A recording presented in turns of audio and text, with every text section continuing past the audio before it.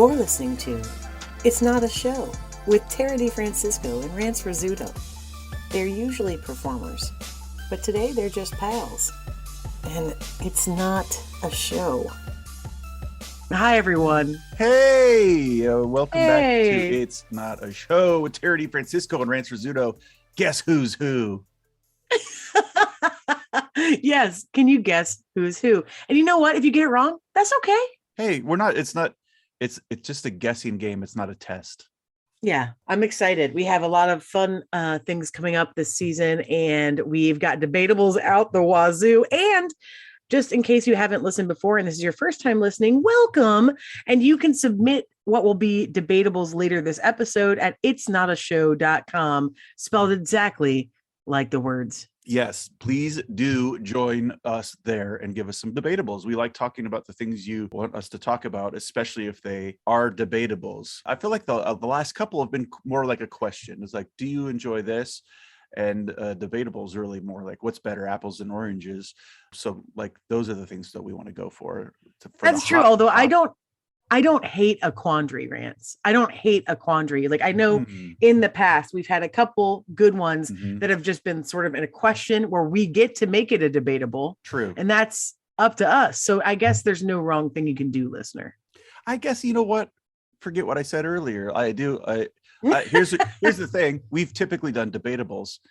But now, you know what? Season 2, baby, we're opening up the door to quandaries. So it's quandaries and debatables. We're there. Oh, we've really evolved. Yeah. We've really evolved as a show. What thing will we add in season 3? Wishes. Oh, wishes. What wishes? Save it for season 3, though. But you can start getting those wishes in as well. Get us prepped.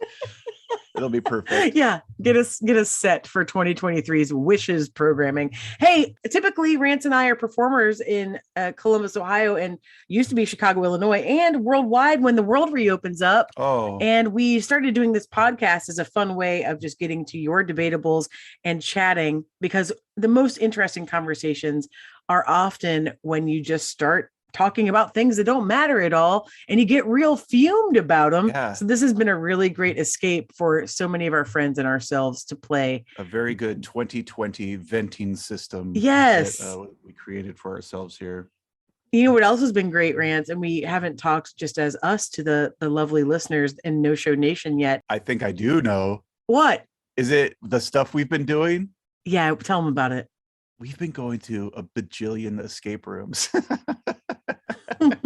This is barely an underestimation. I mean, or overestimation, I should say. This is barely an overestimation, because we truly have gone from, we did an escape room, I don't know, maybe once or twice in 2013, 2014. We did another one randomly in 2018.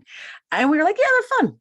And then for some reason, we caught the fever, baby. I think it might be because it's one of the safest sort of things you can do in the world that's still, playful. Yeah, we definitely, as we're like, let's do something, and something that doesn't involve a lot of people.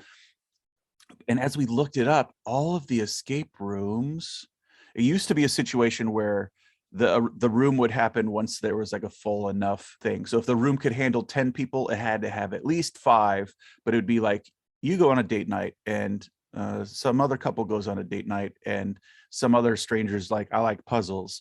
And then it's you 5 strangers in a room together. But in COVID times, with the first one we went to was 8 of us that knew each other and 3 people who also showed up. So it was kind of a weird conglomeration. But now in COVID, with health regulations, they've changed their scheme for paying, meaning you can pay the lower ticket price and be put in with a bunch of randos, or you pay a slightly higher premium per person and it's a private room. And Tara and I've decided to do this. We asked our family if they wanted to go, and one of our nephews and his wife, what's that, a niece-in-law? I don't even know. That's weird to say. Niece, a new niece. We're like, yeah, let's do it. And it was so much fun to do it, just the 4 of us, and chaotic, but it was we did it. We got it done in the nick of time. We kind of have become a puzzle solving squad. And I'll tell you what, we did one. I don't know when our first one was, Rance, maybe late summer. And since that time, we have now I think done maybe 8. Eight, I mean, we've done 7 at probably minimum. at minimum, we've done 7 from various types, from kidnapping to diffusing things to a science lab to what A else, Mayan Rance? What else? temple, A Mayan temple to yeah, a possessed doctor's laboratory. standard stuff. And we've had the best time. It's been so fun and so silly. And so we all have kind of our techniques of just racing around the room and gathering things and then getting our crime solve on. And I'll tell you what, we've actually gotten really good at it. I don't think we've lost yet. No, we not only in, haven't we in lost, 8. but we have the record time. That's true, in 2 at one rooms of- or something like that. There's a place that keeps the high score for how many people you have in your group, and for the 4-person group, our names are on the board, baby. We feel good. Yeah. Get it on the board, baby. If you haven't done an escape room, you got to try one. And Yeah. I'll tell you what, lots of you may know this, but Rance is a real puzzle head. And I don't know if this is something that people would naturally think, but I love like lateral thinking puzzles and logic puzzles, stuff like that. I tend to do them a lot since I was a kid. And I don't know that I would have thought that an escape room would have been the thing for me, but I really enjoy it. It's really fun to get in there and kind of see what your skill set is. Yeah, Tara is great at this stuff. And even before this, I think why we decided to do this, we had some like at-home board game puzzle escape room type things, and some like murder mysteries. More on that at the Nest Theater. Cold cases to be solved. Oh, But, yes. we would do these, and I feel like I was the decoder for the weird like there's this equals A and this equals B. Like that was kind of my jam. And then Tara would be like, she'd look at the pictures and Beautiful Mind / Charlie from It's All Sunny be like, this is the license plate, and it goes to the car that was on the. She would just like, you have a great like world view, like take in the pieces, and something triggers in your brain when something's off. It's like, I wonder if it's like whatever Rance has, he has like, I have empath skills that are probably like, yeah, what's happening everywhere. I have got my eyes on most things, or what's the tone of the area. And Rance is Puzzle Jones. Let's just get down to it. Like Rance has a lifetime hey, how of you research. doing?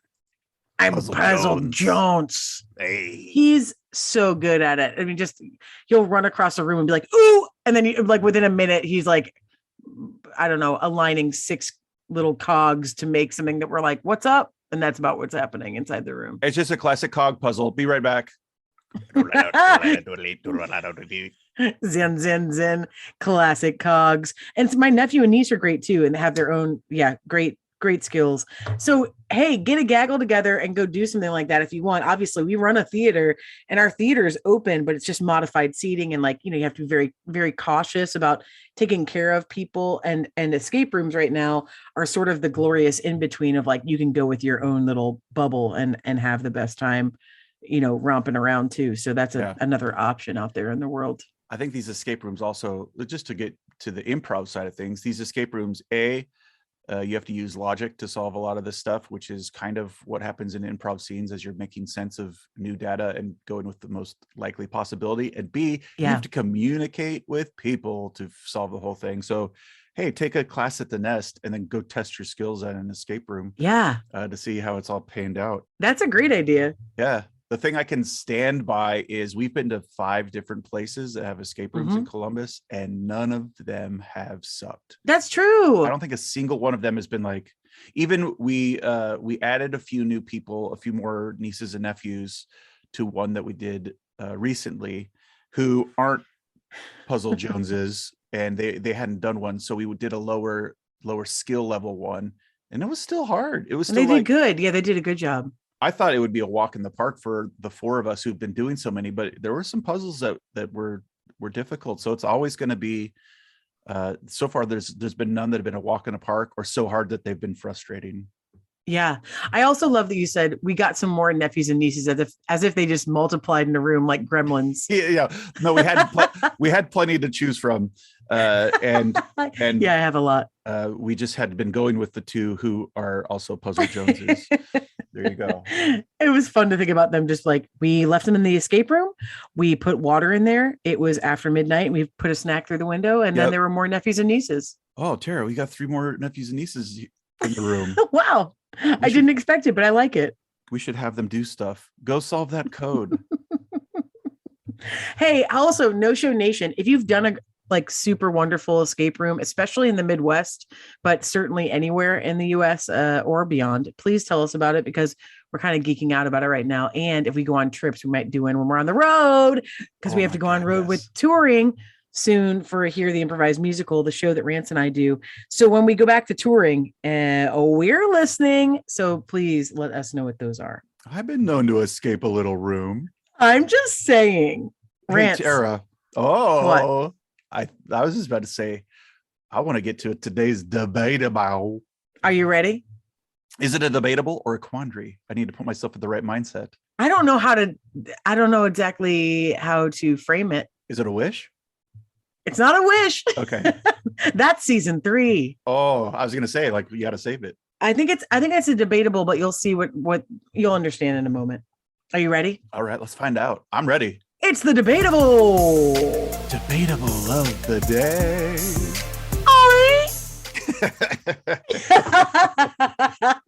Okay, here it is. From Jim Doyle in Orlando, Florida. Orlando. Hey, Jim Doyle. Hi, Jim.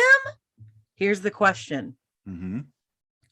What's the coolest letter? Oh, boy. Yeah, so here's why I didn't know how to answer if it was a debatable or a quandary. It's both, but there's certainly 26 letters to debate over. So I think it's both. That's what I'm saying. These kind of questions can also work. And also, there are more alphabets than just the English one. So this is a good point. A quandary debatable. This is like, I really got to think about this one. I'm going to stick to the English alphabet for my decision, I think, just to make it easier on my brain. I think that's great. I already have my letter. You do? What is it? Yeah, it's X. Why? Oh man, here's to the point that I honestly debated only between two. And it seemed like an immediate yes, because X is mysterious, because it marks the spot. It tells you to solve for something that you don't know. Okay. It's a kind of like, it has this sort of like je ne sais quoi, that no one knows exactly what X is. So it has this air of mystery, I think, where people solve for it. It doesn't ask anything of anyone, but everyone tries to figure things out for it. So if we're going for like the Fonzie of letters, I think it's got to be X. Thank you for putting it in terms I understand. Yeah. I knew that's how you'd know. I reference Happy Days more than anyone ever should. He really does. And I don't even do it a whole lot, but I do it enough to be more than anyone else would. It's definitely a thing you do. How dare you call me out? Sit on it. Potsy. Now here's the deal. I did go through some other letters of the alphabet, I guess. So I'm kind of not correct that I immediately knew it was X, but that was kind of a gut instinct of, oh, duh, it's this. However, I think there's also some kind of sounds that come from letters in the alphabet that sound cooler than others.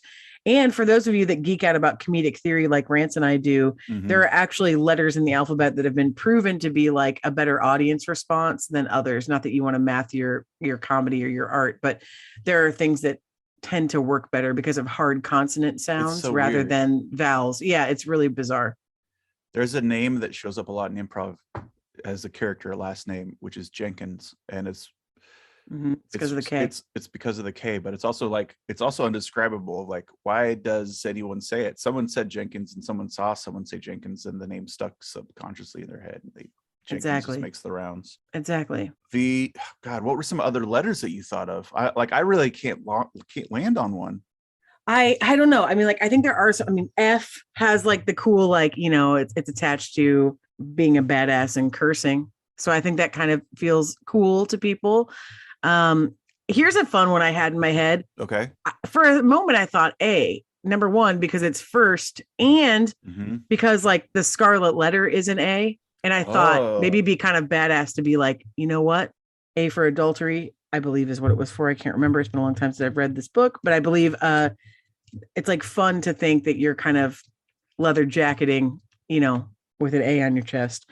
But I don't think that that's enough to beat X. Yeah. Here's what's interesting to me. The way that you thought about the letter is Thanks. way, way bigger than anything that I like. You thought, it seems like you thought mostly of the meaning, and X, if you're thinking of the meaning, X definitely does mark the spot.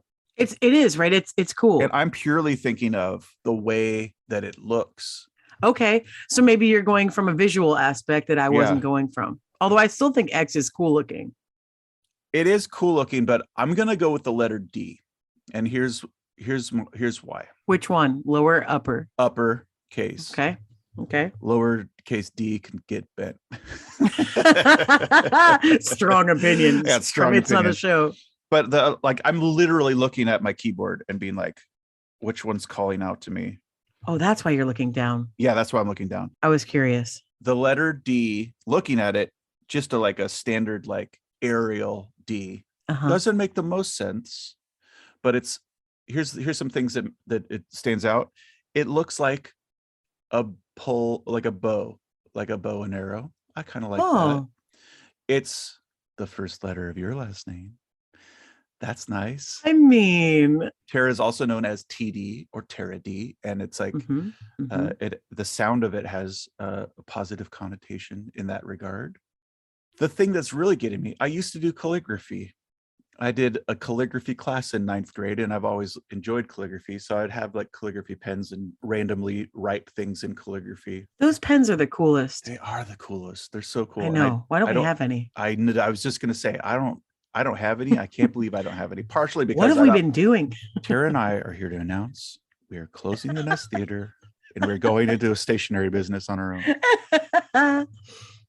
JK. The old English style of the letter D has some of the straight line on the left side of the D has high embellishment potential. And I used to love writing the letter D, and the letter O would have fun embellishments you could add to them.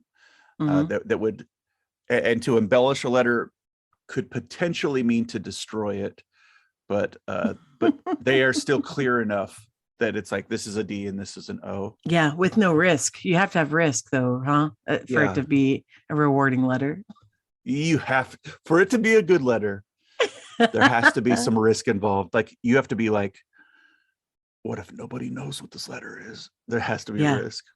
And do you know those puzzles? Not really a puzzle. Here, hello, I'm Puzzle Jones.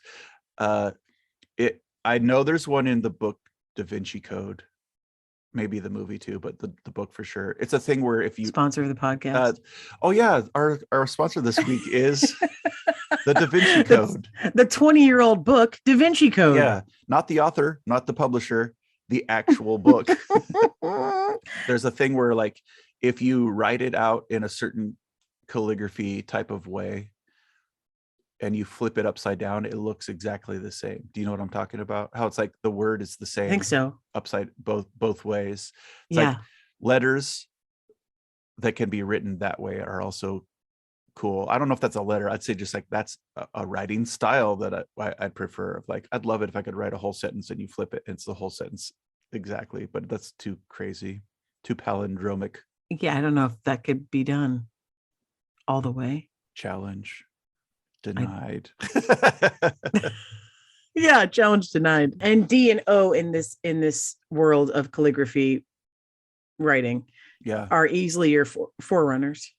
Yeah, and it's purely visual. Not yours is the meaning behind the letter, and mine is what does the letter look like and what's the potential for what the letter could look like. I see. I enjoy if I'm writing a little fancy.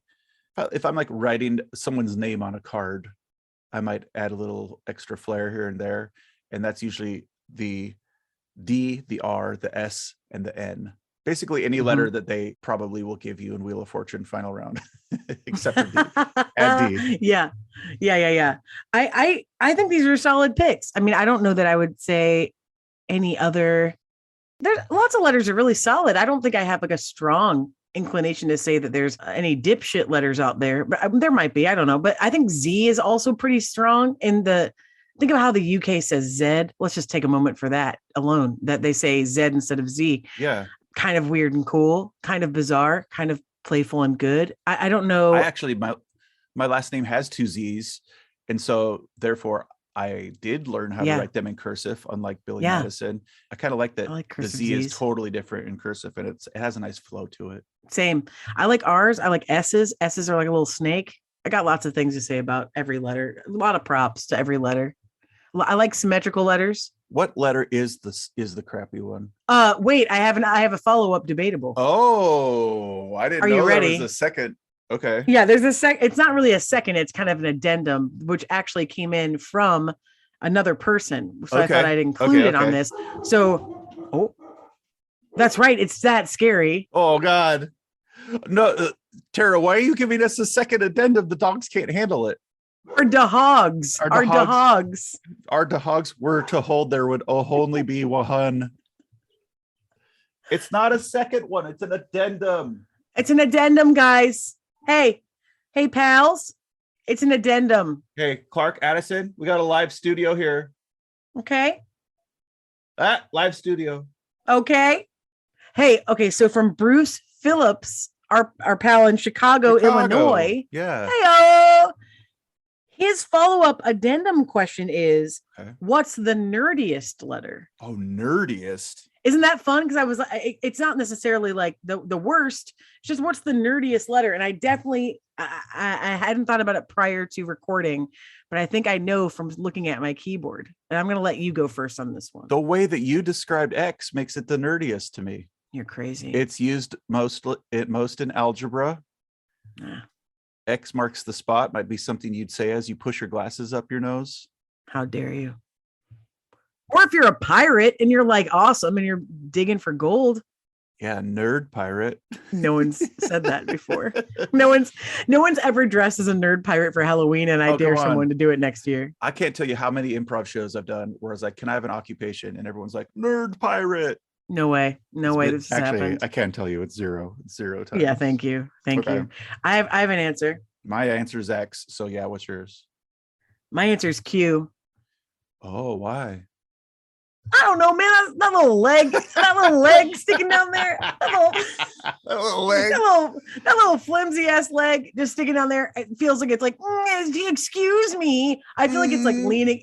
No, I feel like it's leaning in to be kind of like, actually. Yeah. That's how I feel like Q looks. No, maybe because it's also, Q is also a thing that I have in my headspace as a question. Oh, a Q. Q&A. I think it might just kind of make me feel like it's like butting in to make sure that you know some hot tips before you get back to what you were saying. It also kind of looks like half of a pair of broken glasses waiting to be taped together. Well, a B on its side would be glasses all the way. But that could be like broken glasses is more classic nerd of like. That's true. Some ne'er-do-well jock tripped me in the hall. I fell on my glasses. I had to tape them together. Yes, and we're going with classic 1980s representation of what a nerd would look like rather than what a nerd would actually look like now, which is Zooey Deschanel. Oh, yeah. Oh, I'm so quirky. Oh, look at me carry my ukulele around. Yes. So I'd like to add, with the potential of just making our dogs go bananas, let's add the third layer that I wanted to put. Which letter sucks? And here's my bid. Sucks. I only add it because I've made a choice. Well, it's a tie between two, and you might understand why it's a tie between two. I'm interested. It's not an either or, it's both of them. Okay. The capital letter I and the lowercase L. Oh, is it all because well, are you script or are you print? Exactly. You have to make sure you choose. I think you're wisely. printing because they look the same. Is that what you're saying? Yeah. And cursive that's a great answer. Unless it's I by its, like, why would you have a capital I in something else? But if you're writing, like, let's say you're writing the words "ya basic" in all caps in which you would in cursive, you would write that. I probably would. Yeah. Then the I might look like an L, but it's like okay. we have an Alex and an Al. at our theater, and every time Al types his name, I always think he's writing AI. He's a robot. That's a great call. Like they are completely the same in script without one little tail. Yeah. Yeah. And print. You're right. That's a great answer, Rance. I know. I don't think I would have said any letter sucked, but I think you're right about the interpretation of the letter not being awesome. Yeah. Maybe it's not that it sucks, but it definitely needs to try harder or have some sort of differentiation. I would love to hear from our listeners on this one about coolest letter, nerdiest letter that sucks. Give us your hits, man. We need to know what's going on. Give us your hits with your alphabetical heads. Now, and we're just going to go off English alphabet. Like there are some letters in the Russian alphabet that I think look really cool. And it's mostly they look awesome. I don't know what they mean. Like my name's Rance Rizzuto. I like the letter R. There's some backwards R in Russian that I think is pretty cool. And like just, I don't even know what the sound is of it, but I don't think it's R. I think it's something else. I don't think it's R. That's what I know. Man. Well, that was a great quandary debatable, Tara. Yeah, agree. It was so fun. So fun. Thank you for your debatables, friends. Again, we got 2 big shout outs on this episode. If you want to submit a debatable, go to itsnotashow.com. Maybe you're getting the podcast right there. You can also get our podcast anywhere you find your pods, like Apple or Stitcher or Podbean, etc., etc. And you can submit, again, those debatables at the website. Give us a review on any of those things you're listening through. We sure would love it to hear from you. And this has just been a ball. Thanks for listening. Happy to come back at you. Thanks again to our sponsor. Next time you're in library, please go see Da Vinci Code, the book. Yeah, next episode, real sponsors will roll out. But right now, we got to give a shout out to the old Da Vinci Code, per usual. Thanks, everybody. See you next week. Bye. X. ILIL. Hey, Illinois. Okay, that's okay. That's Bye.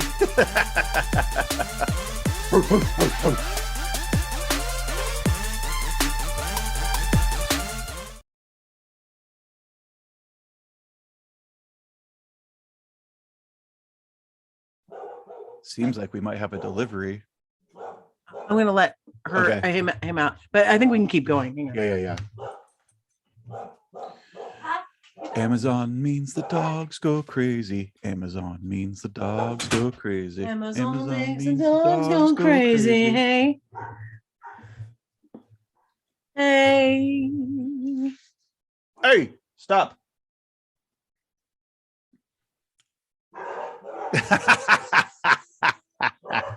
Now you ring. Now you ring. Come on, man.